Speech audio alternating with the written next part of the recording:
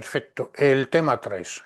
Bueno, como veis, si queréis, los 5 o 6 primeros temas, y digo el 6 también por la Administración de Justicia, pues lo que hacen es desarrollar un poco, digamos, los diferentes niveles administrativos, con excepción del tema 2, que si queréis es una continuación del tema 1 en relación con el artículo 14, ¿no? Si nos damos cuenta, los 5 primeros temas pues son la Constitución española, estructura y contenido, bueno, digamos, la parte orgánica y la parte dogmática, o al revés, la parte dogmática y la parte orgánica de la misma, que luego es un poco la que desarrollamos.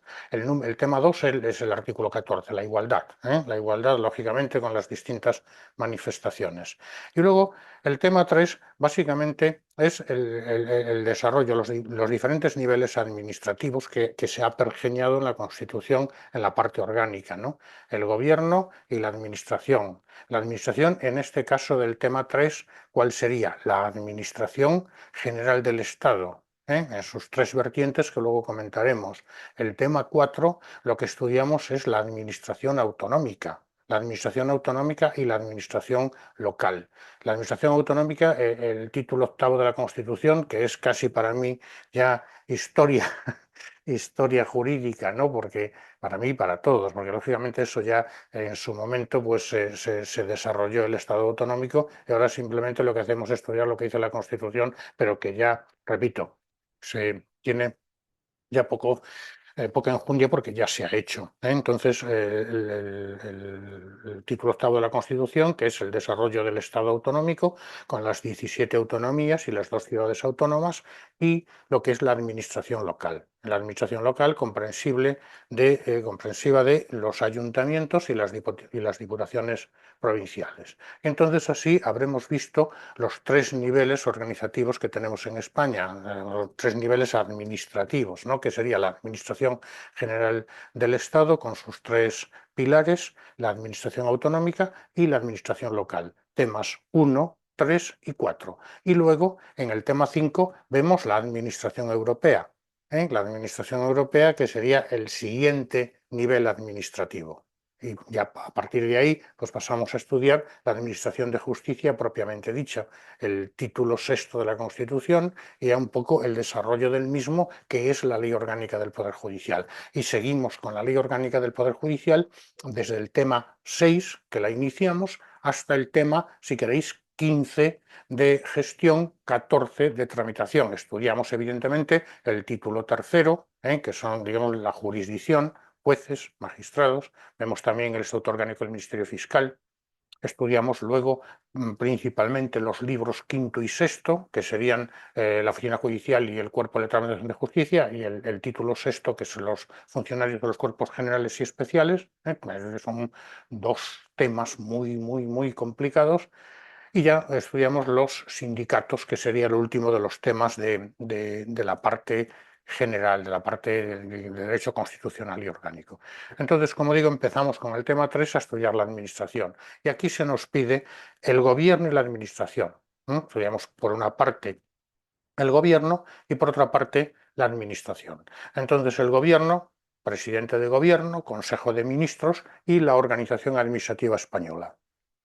Ministros, secretarios de Estado, subsecretarios y directores generales. Hay algunos intermedios, algunos cargos intermedios que también comentamos. Y ya la administración periférica del Estado, ¿no? La administración periférica del Estado, que serían los delegados de gobierno y los subdelegados de gobierno.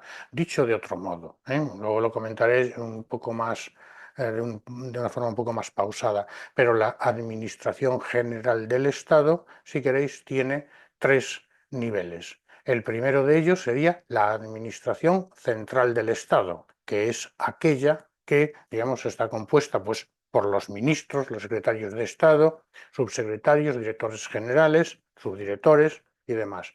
Sería Administración Central del Estado. Luego tendremos la Administración Periférica del Estado, que sería, digamos, el Estado en las comunidades autónomas. Subdelegados y delegados de gobierno, subdelegados en las provincias, delegados en las comunidades autónomas. Recordad también que hay comunidades autónomas uniprovinciales, por ejemplo Murcia. Muy bien. Y luego tendríamos la administración del Estado en el exterior, que no nos la piden, simplemente yo la menciono y ya está. Esos serían los tres niveles de la Administración General del Estado: Administración central, Administración periférica, también denominada territorial, y territorial del Estado, y la Administración del Estado en el exterior, ¿no? Los embajadores, digamos, el cuerpo diplomático, cónsules, embajadores, cónsules y demás personal diplomático, ¿no? Muy bien, pues vamos a empezar. Como veis, es ciertamente sencillo si lo comprendemos. Bueno, luego lógicamente hay que estudiarlo un poco. Entonces empezamos con el gobierno. El gobierno y la administración nos dice aquí. Bueno, el gobierno, concepto y regulación legal. El gobierno, lógicamente nos vamos al título cuarto de la Constitución, lo firmamos siempre a la ley de leyes, a la Constitución española, y ahí se nos regula en los artículos 97 a 102 lo que es el gobierno. Del 103 al 107 se nos regula la administración.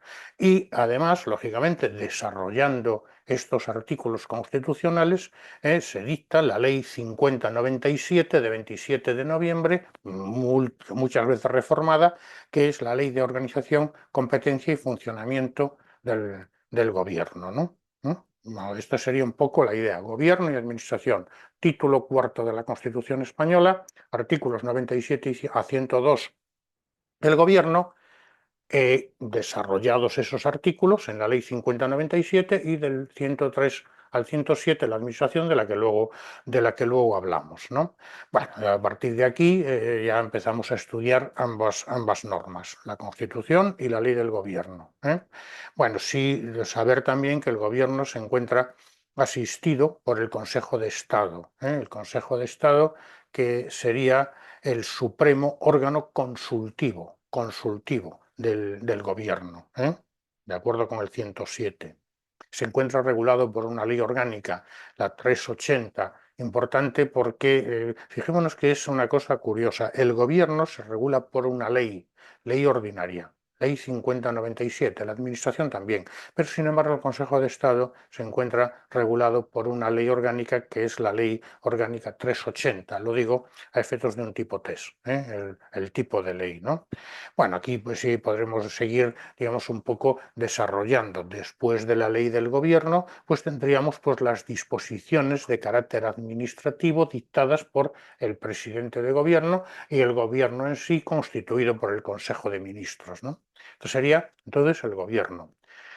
Y la administración se sigue regulando en el mismo título, en el título cuarto, artículos 103 al 107, y se desarrolla, si queréis, en la Ley 40/2015 de régimen jurídico del sector público, ¿no? Hay alguna otra ley, pero esta es importante, y también porque, bueno, es una ley relativamente reciente, ¿no? Entonces, gobierno y administración. Relaciones entre el gobierno y la administración, lógicamente de jerarquía entre la administración y el gobierno. El gobierno manda sobre la administración por una razón muy sencilla. El artículo 97 de la Constitución dice que una de las funciones del gobierno es dirigir la administración civil, a ver si lo puedo subrayar, y militar del Estado. Consecuentemente, si el gobierno la dirige, la administración está subordinada al gobierno, claramente. Lógicamente, la administración en sus tres vertientes: en la Administración General del Estado, con sus tres vertientes: administración central, administración periférica y administración del Estado en el exterior. Todo esto es lógico que dependa del gobierno, y todos además tenemos conocimiento de ello porque lo estamos viendo continuamente, ¿no? Muy bien, seguimos un poco desarrollando la administración de las comunidades autónomas, es decir, administración del gobierno, la que dirige el gobierno, la Administración General del Estado, Administración Periférica del Estado en las comunidades autónomas, compuesta, como acabamos de decir, por el delegado del gobierno y por el subdelegado del gobierno en las provincias. Importante. Composición del gobierno. ¿Quiénes forman el gobierno? Pues el gobierno está formado, de acuerdo con el 98 de la Constitución y también en la ley del gobierno, la ley 5097, pues por el presidente del gobierno, lógicamente, primus inter pares, por los vicepresidentes del gobierno, en su caso dice la propia ley, es decir, no tienen por qué existir, si bien vemos que, vamos, que yo sepa en todos los gobiernos, pues ha habido al menos, hubo al menos un vicepresidente. En este caso creo que hay dos vicepresidentas, si son dos o tres, no lo recuerdo bien. Vicepresidentes en su caso, los ministros, lógicamente, y establece también la ley los demás miembros que establezca la ley. Bien, pues tengo que decir que en España no hay ningún otro miembro que establezca la ley que forme parte del gobierno más que los tres anteriores, el presidente, los vicepresidentes y los ministros. Los secretarios de Estado, que serían el órgano inmediatamente siguiente a los ministros, no forman parte del gobierno. Por lo menos no forman parte del gobierno en España. En otros países de la Unión Europea, sí. Esto tiene su importancia cuando estudiemos pues, digamos, las instituciones de la Unión Europea, ¿no? Entonces, gobierno, presidente, vicepresidentes, si los hay, y ministros, ¿eh? ¿Vale? Y luego también existen unos órganos de colaboración y apoyo al gobierno que un poco más adelante vemos, ¿no? Que serían los secretarios de Estado, con algunos matices.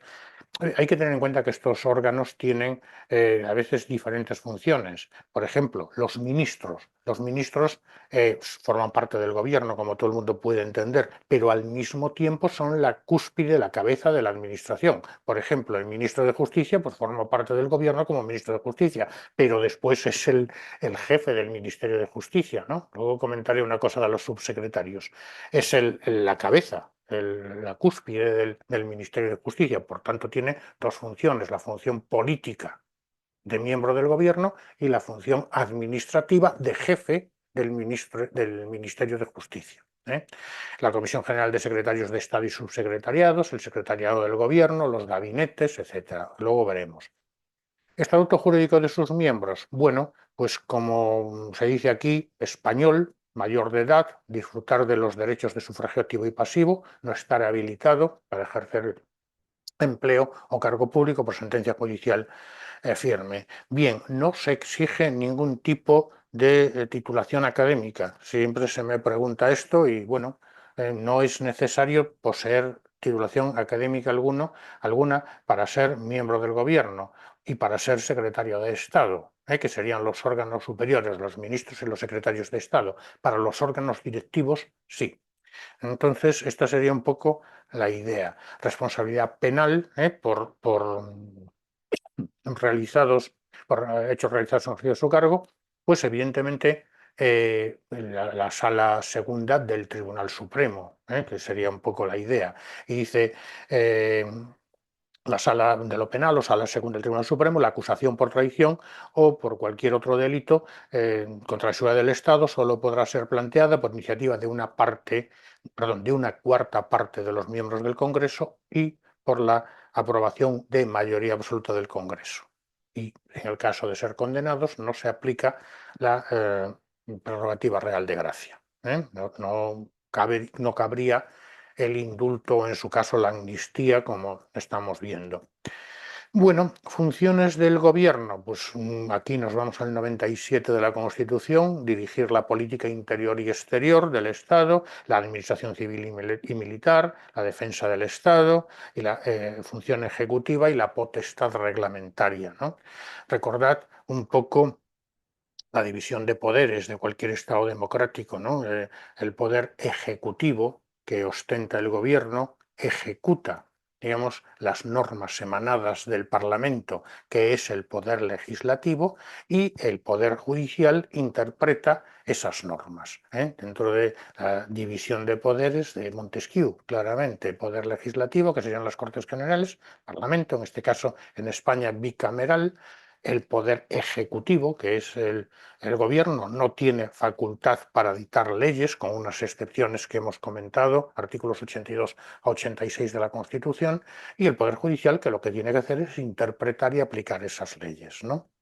Entonces, el poder ejecutivo presidente de gobierno, cuáles serían sus funciones: función de representación, dirige la acción del gobierno y coordina a sus miembros, como antes decíamos, primos inter pares, convoca y preside las reuniones del Consejo de Ministros y bueno, pues refrenda los actos del rey, ¿no? Sería un poco las funciones, y lógicamente muy resumidas, ¿no? Además, establece pues un catálogo de ellas. El problema que tienen estos primeros temas es el catálogo de funciones que digamos que tiene cada uno de estos órganos o de estas autoridades, ¿no? Lógicamente hasta la letra N, casi nos faltan letras en el abecedario, ¿no? Un poco sería, resumiendo lo que acabamos de decir: gobierno, funciones políticas, dirige la administración interior y exterior del Estado, la política, las administrativas, también dirige la administración civil y militar y la defensa del Estado, políticas y administrativas, que yo creo que las he mezclado un poco, no las mezclemos. Una cosa es la política interior y exterior, y otra cosa son las funciones administrativas. La potestad reglamentaria dicta normas sin rango de ley, esto es la potestad reglamentaria, reglamentos y normas administrativas, y también tiene la facultad, en su caso, de dictar normas legislativas, normas con rango de ley. Hemos estudiado ya los decretos leyes y los decretos legislativos. Estas serían las funciones del gobierno, muy resumidas. Como digo, un poco más ampliadas las tenemos en el artículo 2: representar al gobierno, establecer el programa político del gobierno, directrices de política interior y exterior, proponer al rey, previa deliberación del Consejo de Ministros, la disolución del Congreso, del Senado o de las Cortes Generales, que son ambas, plantear al Congreso de los Diputados, previa deliberación del Consejo de Ministros, la cuestión de confianza, luego veremos lo que es, proponer al rey la convocatoria de un referéndum consultivo, proponer al rey. Esto es importante también que nos demos cuenta de esto: el presidente del gobierno propone al rey, luego el que convoca el referéndum de modo formal sería el rey. Lo digo un poco también por lo que estamos viendo en la prensa, ¿no?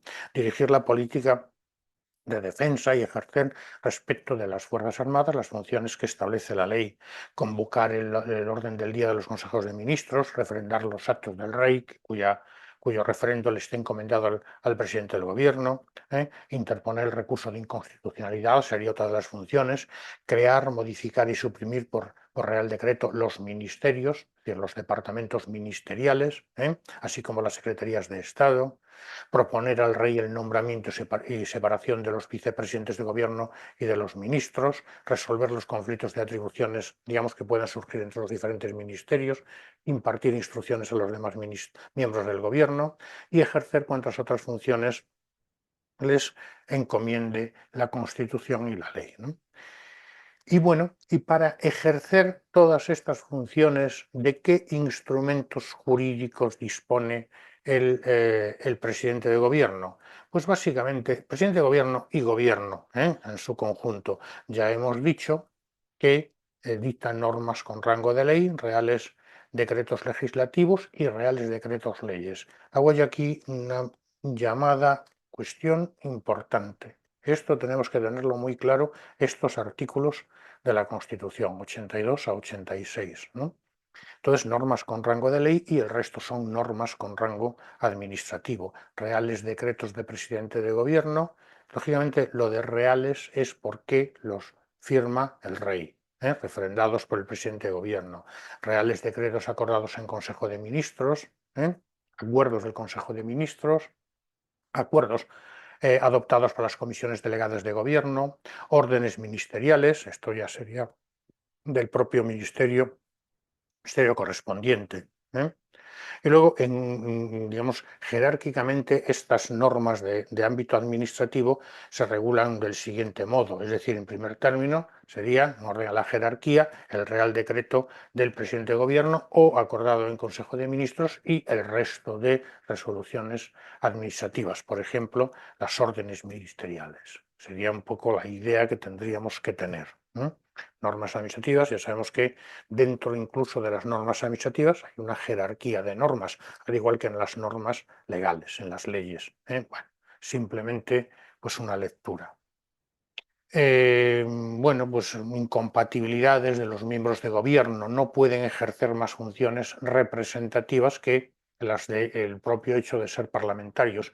Sabemos que los miembros del gobierno pueden ser o no parlamentarios, pueden serlo o no pueden serlo. Es decir, el presidente de gobierno puede nombrar a una persona ministro ¿eh? de Justicia o de Sanidad sin que sea diputado, sin que sea senador. No tienen por qué ser miembros de las Cortes Generales, diputados o senadores. Eh, Lógicamente, en este caso, se sientan en el banco azul, como todo el mundo conoce, y no tendrán derecho de voto cuando se vota una ley, por ejemplo, en el Congreso de los Diputados. Bueno, pues aquí tenemos un pequeño esquema, con unos colores un tanto chillones, a mi parecer, pero bueno, ahí están. Cese del gobierno, hemos visto, digamos, todavía no hemos visto el nombramiento, pero ya se nos pide o ya se nos habla del cese, ¿no? Bien, pues el gobierno cesará una vez nombrado tras la celebración de elecciones generales, dicho de un modo muy rápido, ¿no? Y en el caso de pérdida de la cuestión de confianza o de la moción de censura y también por dimisión o fallecimiento de su presidente. Dimite el presidente, dimite todo el gobierno. La dimisión del presidente o su fallecimiento acarrea la, digamos, dimisión de todo el gobierno o el cese de todo el gobierno, mejor dicho, si bien lógicamente el gobierno continúa en funciones hasta el nombramiento de un nuevo gobierno. ¿eh? Ahora bien, aquí el gobierno en funciones se entiende, luego lo estudiaremos con un poquito más de detenimiento, el gobierno en funciones se entiende que está en funciones una vez celebradas elecciones, en el devenir normal, hasta el momento en que se disuelven las Cortes Generales, continúa el gobierno y a partir de que se celebran elecciones, entonces el gobierno está en funciones hasta la toma de posesión del nuevo gobierno. ¿eh? Lógicamente, este gobierno en funciones tiene limitada su actuación. No podrá ejercer las siguientes facultades: proponer al rey la disolución de alguna de las cámaras o de ambas, denominadas Cortes Generales, plantear la cuestión de confianza o proponer al rey la convocatoria de un referéndum consultivo. Esto en relación con el presidente de gobierno, en relación con el presidente del gobierno. Y el gobierno en sí, el gobierno, si entendemos el gobierno por el Consejo de Ministros, no podrá aprobar el proyecto de ley de presupuestos generales del Estado ni presentar proyectos de ley al Congreso o al Senado. Quedarán en suspenso las delegaciones legislativas otorgadas por las Cortes Generales, es decir, se paraliza un poco la actividad política, si queréis, del gobierno. Y evidentemente en el caso de que el presidente del gobierno pues, sea ausente o tenga algún tipo de problema, vacante, ausencia o enfermedad, dice la ley, pues estas funciones serán asumidas por los vicepresidentes de acuerdo con su orden, vicepresidente primero, vicepresidente segundo, etcétera, vicepresidente tercero, si lo hubiera. Entonces sería un poco la idea del gobierno, su cese y lo que sucede en ese momento, ¿no? Hasta que se toma posesión un nuevo gobierno. Y ahora, si queréis, vemos la moción de censura. Estas dos cuestiones tenemos que tenerlas claras, sea la moción de censura y la cuestión de confianza, distinguir claramente una de otra. El Congreso de los Diputados, antes hemos dicho que separación de poderes, Barón de Montesquieu, poder legislativo, poder ejecutivo, poder judicial. Muy bien, pues una de las funciones del poder legislativo es el control del poder ejecutivo. Dicho de otro modo, las Cortes Generales, el Congreso de los Diputados, realizan un control de la actuación del gobierno. Y evidentemente este control, además de las preguntas e interpelaciones, puede, digamos, realizarse a través de una moción de censura. Dice la norma, el control de la gestión del gobierno, de modo que el Congreso de los Diputados puede exigir responsabilidad política mediante la adopción por mayoría absoluta de la moción de censura que deberá ser propuesta al menos por la 10ª parte del Congreso de los Diputados, y habrá de incluir un candidato a presidente del Gobierno. Es decir, ¿qué sería la moción de censura? Pues sería un instrumento de control del Gobierno que puede ser ejercido por el Congreso de los Diputados para exigir responsabilidad al mismo. Esta moción de censura debe ser aprobada por la mayoría absoluta de los miembros del Congreso de los Diputados, debe ser propuesta al menos por la 10ª parte de los mismos y habrá de incluir un candidato a presidente de gobierno. Sigue diciendo la norma que no podrá ser votada hasta que transcurran 5 días desde su presentación y en los 2 primeros días de ese plazo de 5 podrán presentarse mociones alternativas.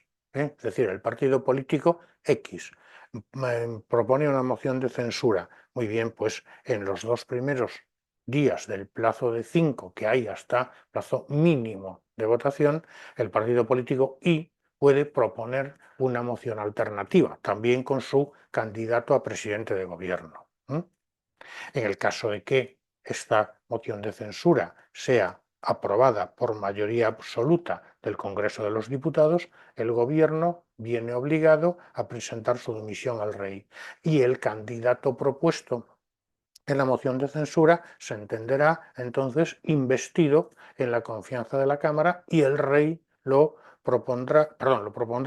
lo nombrará presidente de gobierno con el refrendo del presidente del Congreso de los Diputados, que es el que lo propone. Si la moción de censura no fuera aprobada, sus firmantes no pueden presentar otra durante el mismo periodo de sesiones. Esto sería la moción de censura. Lógicamente esto es necesario conocerlo, ya hemos hablado de ella, pero lo repetimos. La cuestión de confianza es el propio presidente de gobierno, en este caso, quien, previa deliberación del Consejo de Ministros, puede plantear esta cuestión de confianza sobre su programa, sobre una declaración política determinada, etc. Y la confianza se entenderá otorgada cuando vote a favor de la misma la mayoría simple. No lo confundamos. Moción de censura, mayoría absoluta, cuestión de confianza, mayoría simple. Lógicamente, si el presidente de gobierno no obtiene siquiera la mayoría simple, debe presentar su dimisión al rey, procediéndose entonces a la designación de presidente de gobierno por el trámite previsto en la Constitución que ahora veremos. Serían un poco estos dos instrumentos importantes a la hora de un tipo test. Sobre todo, esto se pregunta mucho, no sé por qué extraña razón, en los exámenes de auxilio judicial últimamente, pero vamos, se suele preguntar sobre estas cuestiones. Aquí tenemos un poco el esquemita de turno. Y ahora pasamos a ver un poco el presidente de gobierno, ya hemos hablado de él, ¿no? Tampoco, sí que nos interesará ver este segundo subepígrafe que sería el nombramiento del presidente de gobierno. ¿Cómo se nombra? Entonces, aquí básicamente tendríamos que entender que se han celebrado elecciones generales, que sería el modo normal, ¿no? Que se regula en el artículo 99, también se le llama moción de investidura o investidura del presidente del gobierno. Y tiene las siguientes fases que aquí vemos.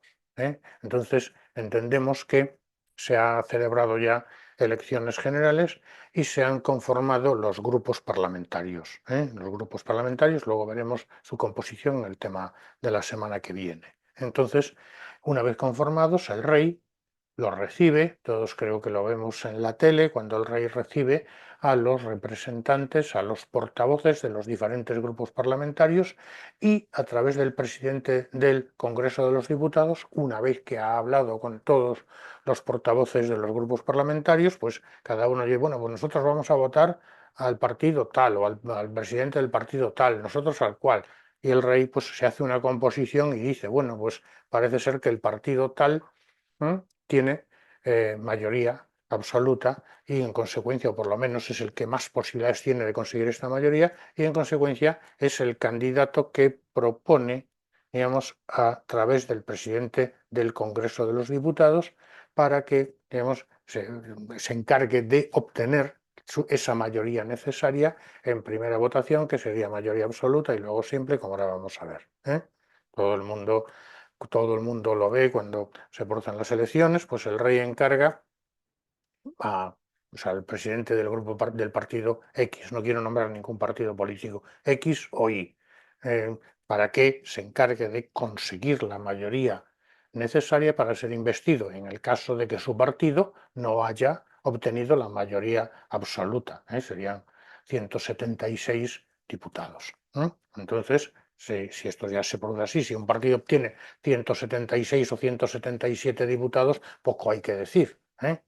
Que si un partido obtiene 140, pero resulta que está apoyado por otro partido que tiene a su vez 30, 140 y 30, 170 o por varios partidos, pues lógicamente ese será el candidato que el rey proponga al presidente del Congreso de los Diputados para que este candidato intente formar gobierno.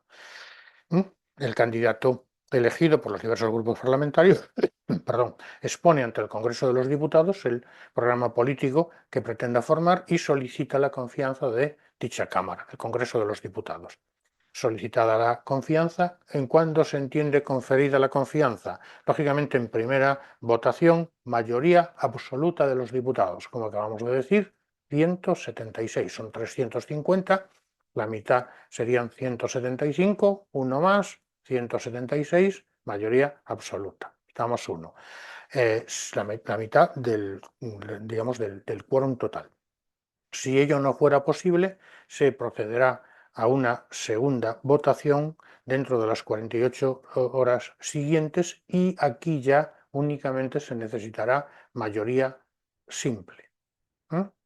Mayoría absoluta, si la obtiene, perfecto. Si no la obtiene, pues entonces una segunda votación en las 48 horas siguientes y ya se necesita mayoría simple. Si eso se obtiene, entonces el rey nombrará presidente al candidato que ha obtenido tal mayoría, absoluta o simple, refrendado por el presidente del Congreso de los Diputados.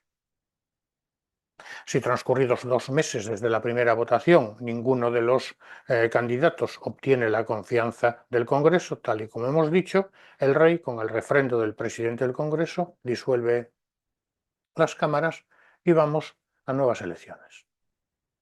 Como veis, bastante escueto y bastante sencillo.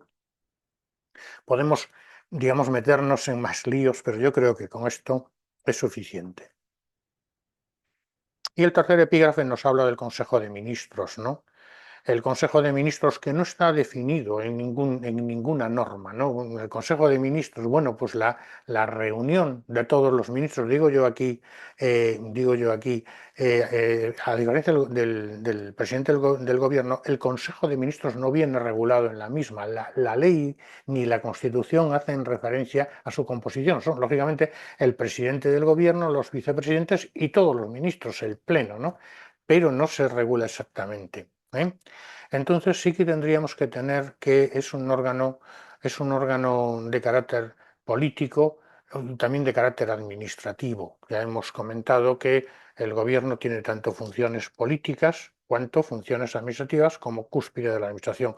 Aquí yo he puesto cada viernes y siempre se me olvida cambiarlo porque ahora es cada martes. Desde este gobierno crees que cada martes, hace nada era cada viernes. Bien, no tiene importancia, se reúnen, digamos, de forma ordinaria cuando el presidente del gobierno así lo establece, en este caso establece los martes, y de forma extraordinaria cuando se convoca una reunión extraordinaria que todos vemos también en la tele, ¿no? Aparece regulado, si queréis, en la ley del gobierno y en la ley del régimen jurídico del sector público. Composición y órganos del Consejo de Ministros. Bueno, básicamente, además de que el Consejo de Ministros es la reunión, como acabamos de decir, del presidente, vicepresidentes y todos los ministros, si queréis, la función más importante pues la tiene la secretaría que ejerce el ministro de la Presidencia, que es el ministro secretario del Gobierno, que es el encargado de llevar a efecto, de publicar, de llevar a efecto lo acordado en el Consejo de Ministros.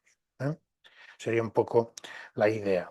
En cuanto al funcionamiento, el Consejo puede tener carácter decisorio, que es la mayor parte de las veces, o deliberante. deliberante, un momento, que admito a la compañera, decisorio, cuando se reúne y adopta decisiones deliberante, pues el ejemplo que se me ocurre poner es cuando se reúnen en pleno mes de agosto con el rey en el Palacio de Marivent, en Mallorca, pues es un Consejo de Ministros que no suele acordar nada, no suele decidir nada, se reúnen allí pues para hacerse la foto y demás, ¿no? Bien, funciones del Consejo de Ministros.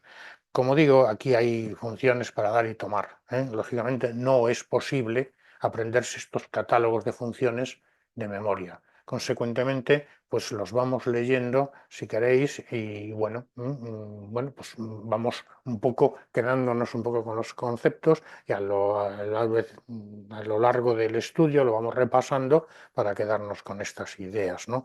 Que los lea yo aquí ahora no vale para nada y por tanto nos voy a cansar. Pues lógicamente las funciones del Consejo de Ministros son las más importantes que tiene el gobierno, claro, ¿eh? El gobierno reunido en pleno, ¿no? Aprobar los proyectos de ley, aprobar los reales decretos ley, reales decretos legislativos, acordar la negociación de firma de tratados internacionales, ¿eh? Bueno, como digo, pues un montón de funciones, primero las del presidente del gobierno, luego las del Consejo de Ministros y algunas otras que nos quedan.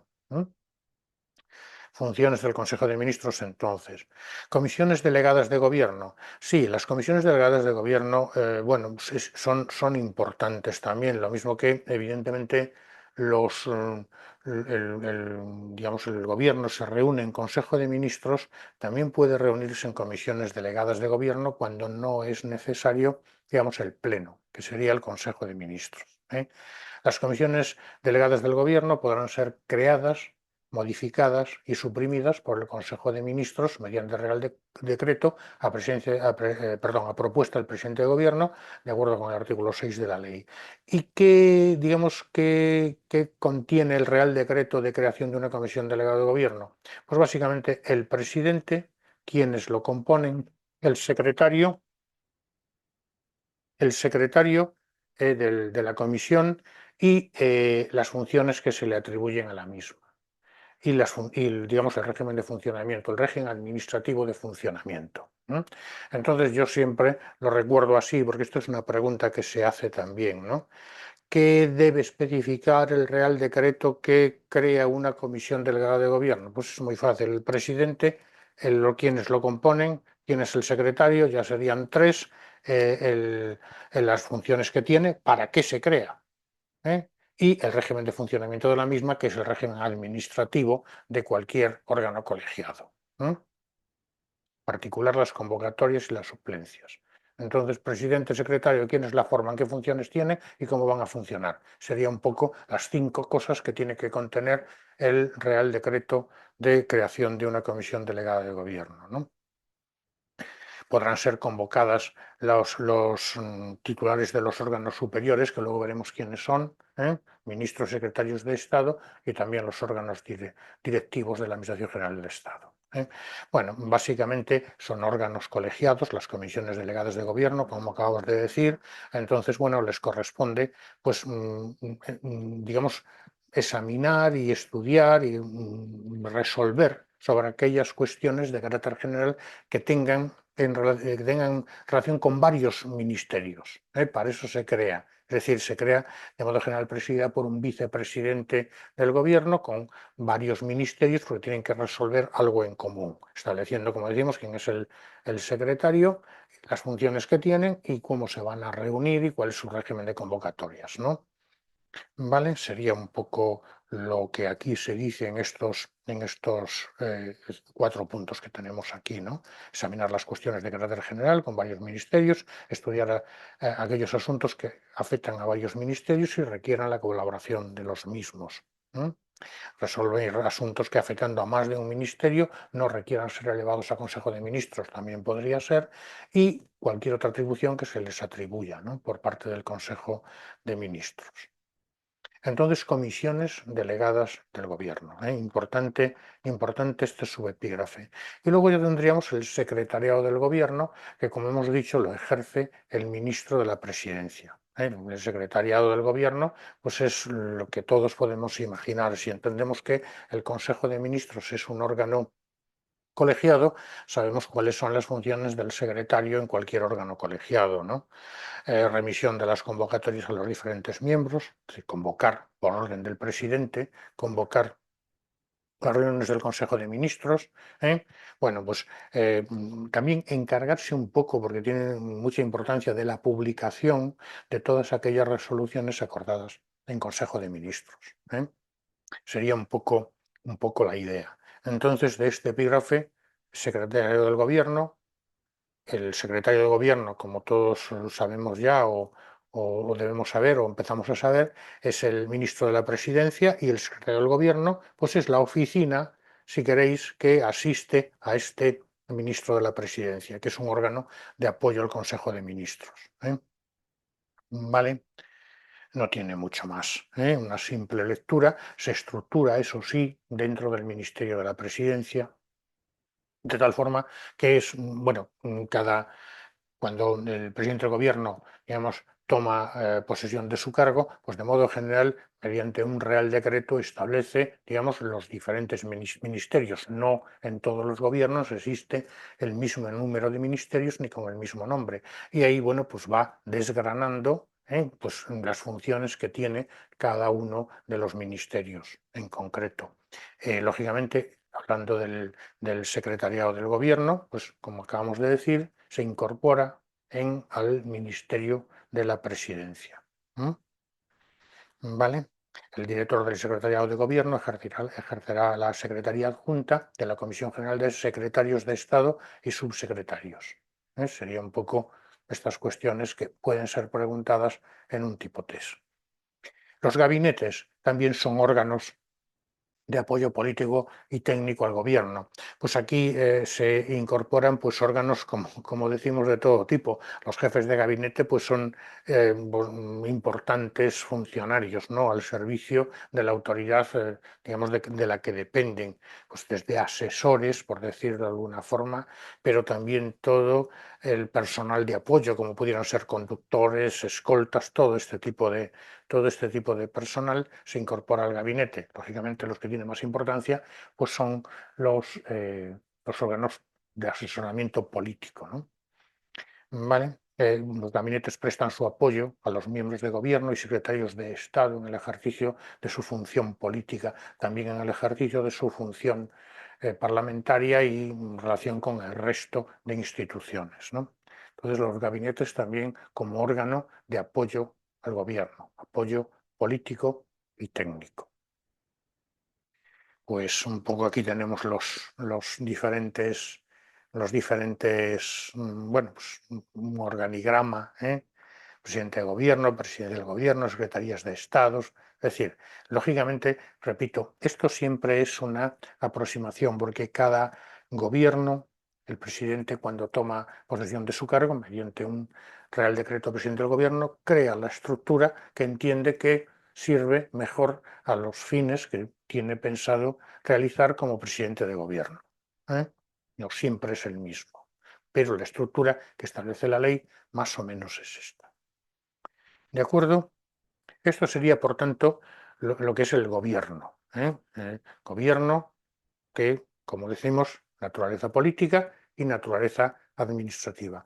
Y ahora vamos a estudiar lo que es la organización administrativa, en cuya cúspide, como no puede ser de otro modo, se encuentran los ministros, ¿eh?